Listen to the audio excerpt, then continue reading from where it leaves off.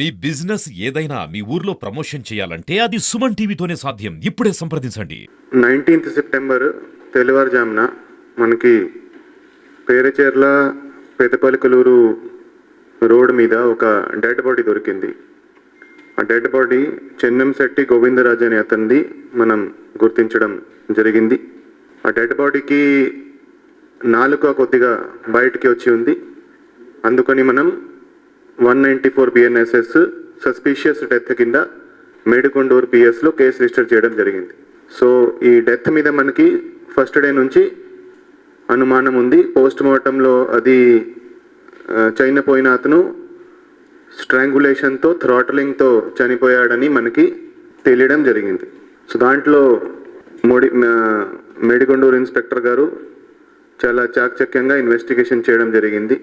అక్కడ ఎక్కడైతే మనకి బాడీ దొరికిందో అక్కడ సీసీటీవీ ఫుటేజ్ అక్కడ పరిశీలిస్తే ఒక ఆటో ఆ రోజు రాత్రి కొంత సస్పీషియస్గా అక్కడ తిరిగిందని మనకి తెలిసింది.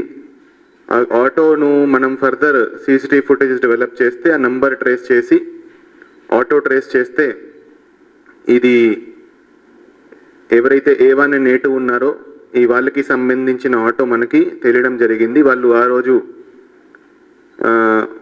చనిపోయిన అతన్ని చంపడం జరిగిందని మనం నిర్ధారణకి వచ్చాము.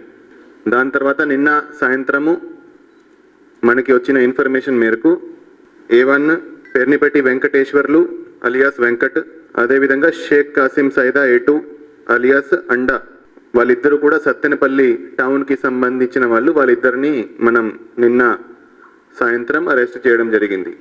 సో వాళ్ళు ఈ మర్డర్ ఎందుకు చేశారంటే ఎవరైతే A1 ఉన్నారో వెంకట్ అనే అతనికి చనిపోయిన అతను భార్యతో ఇంటిమెసీ ఉంది. గత 3 సంవత్సరాల నుంచి వీళ్ళిద్దరికి ఇంటిమెసీ ఉంది. గత 6 సంవత్సరాల నుంచి చనిపోయిన అతను అతని భార్య విడిపోయి ఉన్నారు. సో ఈ భార్యకి ఎవరితో అయితే ఇంటిమెసీ ఉందో ఆ భార్య చెప్పిన మేరకు భర్తని చంపేస్తే ఏదైతే భర్త సైడ్ నుంచి ఆస్తి వస్తుందో ఆ ఆస్తి ఆమెకి వస్తుంది.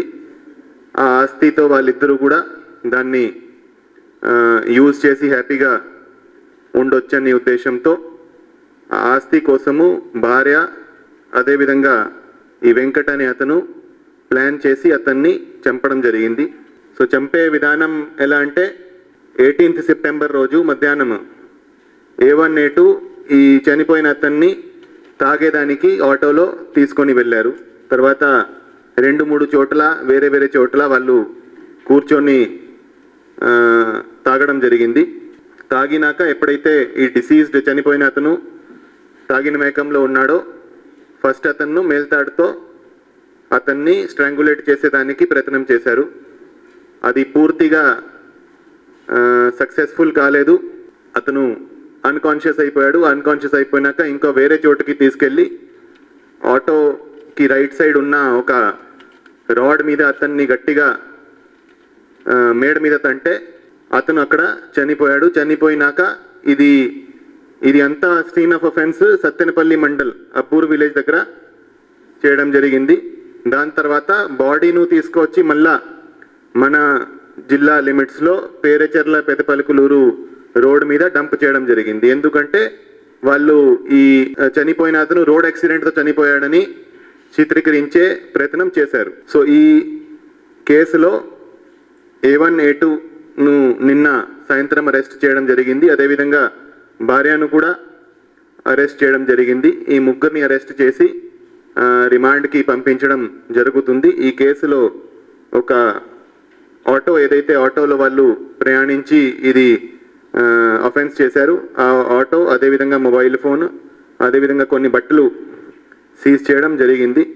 సో ఈ కేసు ఏదైతే ఫస్ట్ మనం ఒక న్యాచురల్ డెత్ అనుకున్నామో ఈ కేసును సరిగా ఇన్వెస్టిగేట్ చేయడం జరిగింది చాలా చాకచక్యంగా.